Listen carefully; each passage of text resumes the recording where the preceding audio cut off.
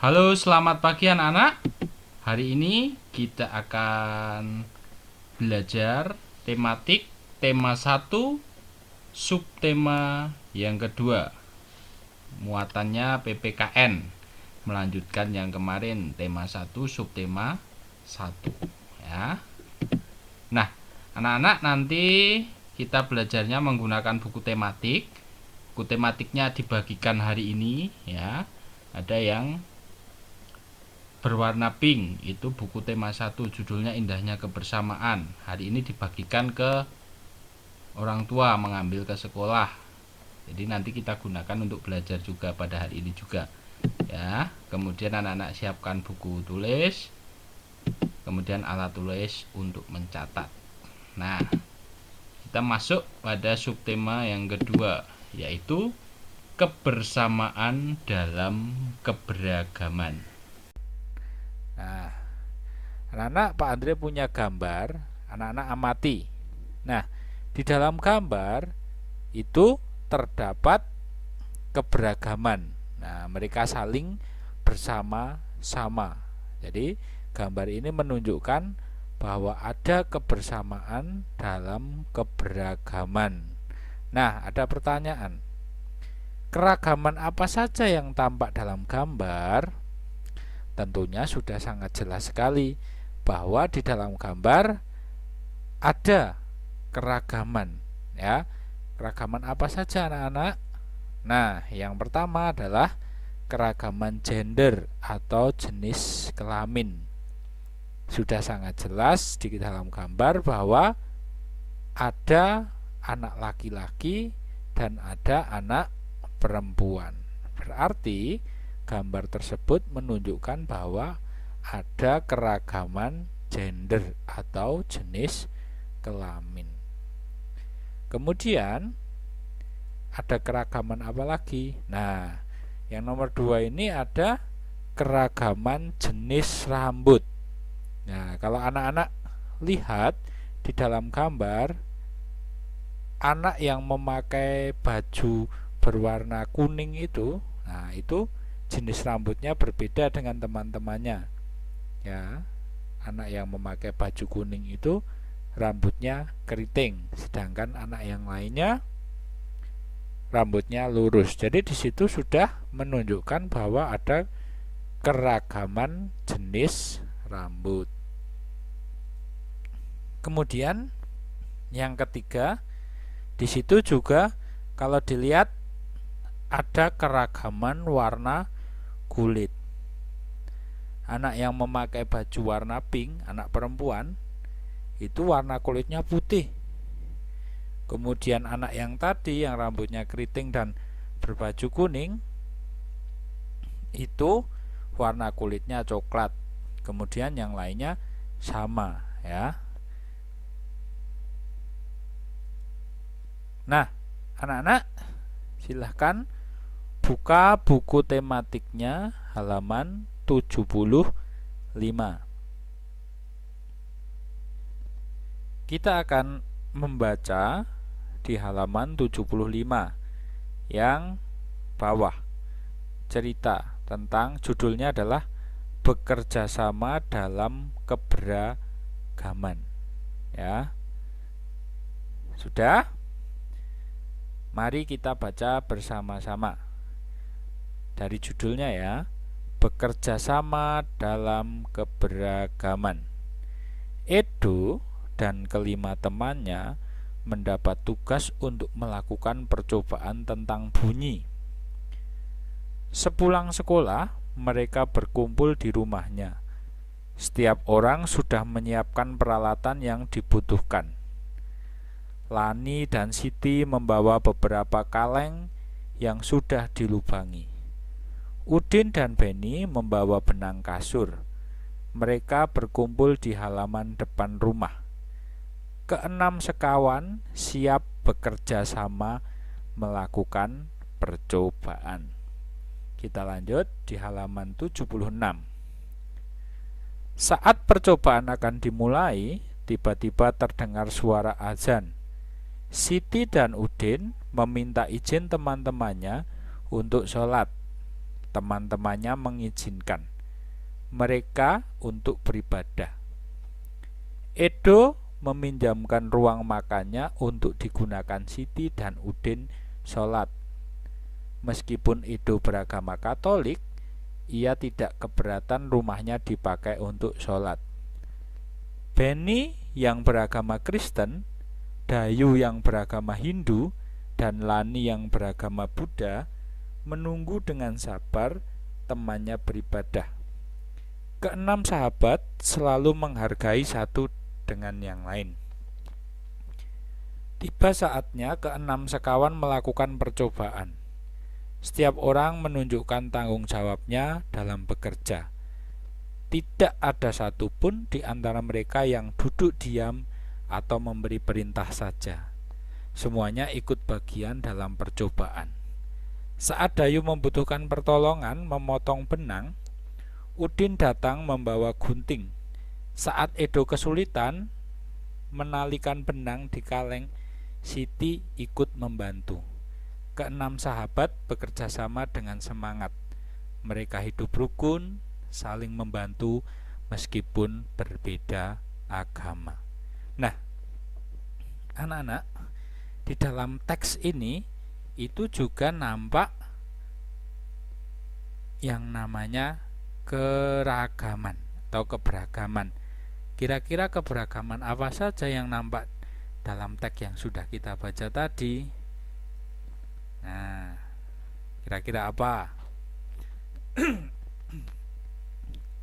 Nah, yang pertama masih sama, yaitu keragaman gender atau jenis kelamin. Ya, ada yang namanya Udin, itu pasti anak laki-laki. Kemudian tadi yang namanya Siti, anak perempuan.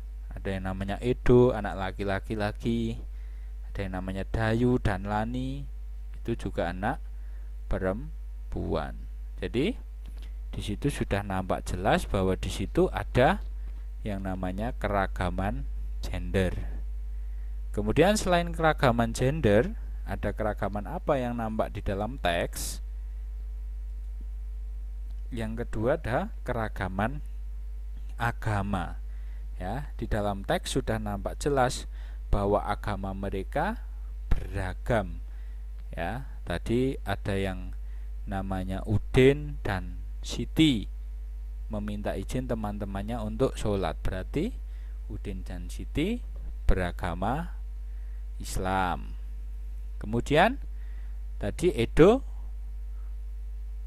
beragama Katolik, ya, yang punya rumah. Dia mengizinkan rumahnya dipakai untuk sholat. Kemudian Beni beragama Kristen, Dayu beragama Hindu, dan Lani beragama Buddha. Nah, di situ sudah nampak jelas bahwa ada keberagaman agama. Nah, di dalam teks itu ada dua keragaman yang nampak sangat jelas sekali, yaitu keragaman gender atau jenis kelamin dan agama. Nah, walaupun dalam satu kelompok itu ada keberagaman, tetapi mereka bisa bekerja sama.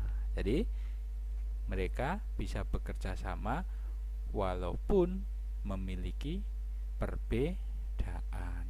Mereka hidup saling rukun, saling membantu, ya. Jadi tidak mempermasalahkan yang namanya perbedaan. Kalau misalnya mempermasalahkan, ya pasti nanti ada yang sakit hati. Kalau sakit hati, kira-kira tugas percobaannya kan pasti tidak akan jadi, ya. Nah, itu manfaat keberagaman. Kita harus bisa bekerja sama walaupun kita itu berbeda-beda. Nah, keragaman apa saja yang ada di dalam setiap manusia, setiap individu itu? Nah, yang pertama itu gender, jenis kelamin. Di dalam keluarga pun pasti ada perbedaan jenis kelamin. Nah, misalnya ayah kan jenis kelaminnya laki-laki, sedangkan ibu perempuan. Nah, misalnya kakak, nanti ada adik, nah itu sudah keberagaman. Padahal di dalam satu keluarga itu sudah ada keberagaman jenis kelamin. Apalagi di dalam satu kelas, ya, dalam satu kelas itu juga pasti ada laki-laki dan anak-anak perempuan. Nah, kemudian yang kedua adalah jenis rambut. Jenis rambut itu juga bermacam-macam. Misalnya ada yang lurus, ada yang bergelombang, kemudian ada juga yang keriting. Nah, itu juga jenis keragaman karakteristik individu. Kemudian selanjutnya usia. Nah, usia ini juga beragam, ya. Misalnya di dalam satu keluarga saja pasti usianya pasti beragam. Antara kakak dan adik kan pasti usianya berbeda, ya. Apalagi dengan ayah, ibu, atau misalnya ada kakek dan nenek, ya, pasti usianya berbeda. Ada yang lebih tua dan ada yang lebih muda. Tuh. Kemudian selanjutnya agama. Nah, agama ini juga ada bermacam-macam, ya. Misalnya dalam satu sekolah saja bisa agamanya bermacam-macam seperti tadi yang ditunjukkan dalam contoh teks itu, ya. Kalau di Indonesia itu ada 6 agama, yaitu Islam, Kristen, Katolik, Hindu, Buddha, dan agama Konghucu. Jadi kita harus bisa menerima, kita harus mau bekerja sama dengan orang yang berbeda-beda, ya. Kemudian sifat. Nah, sifat setiap orang itu juga berbeda-beda. Walaupun anak kembar pun pasti ada sifatnya yang berbeda. Apalagi dengan orang lain yang misalnya bukan keluarga kita, ya. Ada yang misalnya memiliki sifat rajin, ada yang memiliki sifat sombong, ada yang memiliki sifat pemarah, ada yang memiliki sifat menyayangi teman atau penyayang dan lain sebagainya. Jadi sifat itu juga bermacam-macam. Kemudian warna kulit juga bermacam-macam, ya. Seperti yang kita lihat di gambar tadi. Misalnya ada yang berkulit putih, ada yang berkulit kuning, coklat, ataupun bahkan ada yang berkulit hitam. Kita harus menghargai semuanya, tidak boleh mengejek satu dengan yang lainnya, ya. Itu warna kulit. Kemudian kegemaran juga beragam, ya. Misalnya ada yang gemar berolahraga, ada yang gemar membaca, ada yang gemar memancing, dan lain sebagainya. Jadi kegemaran setiap individu itu, setiap orang itu berbeda-beda. Kemudian tinggi badan. Nah, tinggi badan itu juga berbeda-beda, tidak sama semua. Kalau tinggi badan itu ada yang tinggi, ada yang pendek, ada yang sedang. Nah, kemudian berat badan juga, ya. Berat badan itu ada yang ukurannya itu ada yang gemuk, ada yang kurus, ada yang sedang, dan lain sebagainya. Nah, itu beberapa contoh keragaman karakteristik individu. Jadi setiap manusia itu pada dasarnya adalah berbeda-beda. Sekalipun anak kembar itu pasti ada perbedaan. Jadi kita tidak perlu mempermasalahkan yang namanya perbedaan. Kalau kita mempermasalahkan perbedaan, terus beda jenis kelamin misalnya, aku tidak mau bekerja sama dengan anak laki-laki, atau yang laki-laki sebaliknya, aku tidak mau bekerja sama dengan anak perempuan. Nah, pada akhirnya mereka tidak akan mampu bisa bekerja sama, ya. Terus beda jenis rambut juga tidak mau bekerja sama. Nah, akhirnya kalau tidak mau bekerja sama dengan yang berbeda, pasti tidak akan ada orang yang bisa diajak kerja sama. Karena pada dasarnya semua manusia itu memiliki perbedaan. Jadi kita harus tetap bekerja sama walaupun kita itu berbeda-beda. Ya, dalam satu keluarga sama kakak saja pasti sudah ada perbedaan. Kalau dilihat dari usia sudah berbeda. Aku tidak mau berteman dengan kakak, kan usianya lebih tua. Nah, aku tidak mau berteman dengan si A karena kegemarannya kan berbeda dengan aku. Nah, kalau perbedaan dipermasalahkan, kita tidak akan bisa bekerja sama dengan orang lain. Nah, itu anak-anak. Nah, ini nanti anak-anak dicatat, ya. Jangan lupa, ini kan mulai subtema baru, yaitu subtema 2. Anak-anak tulis seperti yang Pak Andri ajarkan pas tema 1, subtema 1. Anak-anak tulis di yang kosong itu, yang atasnya garis itu, berarti ditulis tema 1 subtema 2, agar anak-anak mudah kalau nanti pas penilaian harian untuk belajar, ya. Jadi tidak campur dengan yang catatan kemarin, ya. Kalau campur nanti anak-anak belajarnya bisa jadi lebih banyak lagi, tapi juga lebih bagus. Tapi kalau ini kan nanti jadinya rapi, ya. Itu. Nah, anak-anak silakan catat ini dulu, ya. Keragaman karakteristik individu.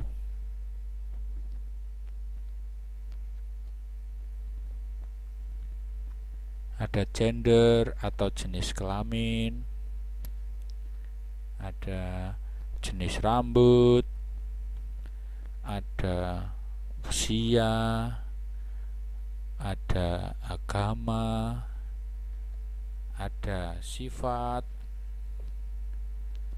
ada warna kulit, ada kegemaran, ada tinggi badan, dan ada berat badan, dan masih banyak keragaman-keragaman yang lain.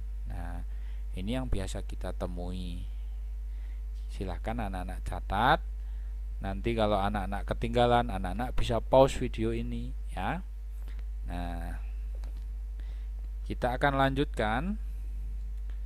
Nah, dengan keragaman karakteristik individu itu, kita harus mengembangkan sikap toleransi. Nah, karena setiap manusia itu berbeda-beda, tidak ada yang sama, jadi dibutuhkan sikap toleransi. Apa yang dimaksud sikap toleransi? Nah, toleransi adalah sikap saling menghormati dan menghargai perbedaan. Jadi tidak mempermasalahkan yang namanya perbedaan. Jadi saling menghormati dan saling menghargai perbedaan. Yang tinggi, yang badannya tinggi, tidak boleh mengejek yang badannya pendek. Yang badannya kurus tidak boleh mengejek yang badannya gemuk, ya. Anak yang beragama Kristen tidak boleh mengejek anak yang beragama Buddha, dan lain sebagainya. Jadi toleransi adalah sikap menghormati dan menghargai perbedaan yang kita sudah catat tadi. Misalnya beda usianya, tidak boleh mengejek. Misalnya beda kegemarannya, tidak boleh mengejek. Nah, itu merupakan wujud dari sikap toleransi. Nah, ini beberapa Pak Andri tuliskan contohnya. Contohnya yang pertama adalah menghargai agama orang lain yang berbeda dengan kita. Nah, seperti tadi di teks bacaan itu, ya.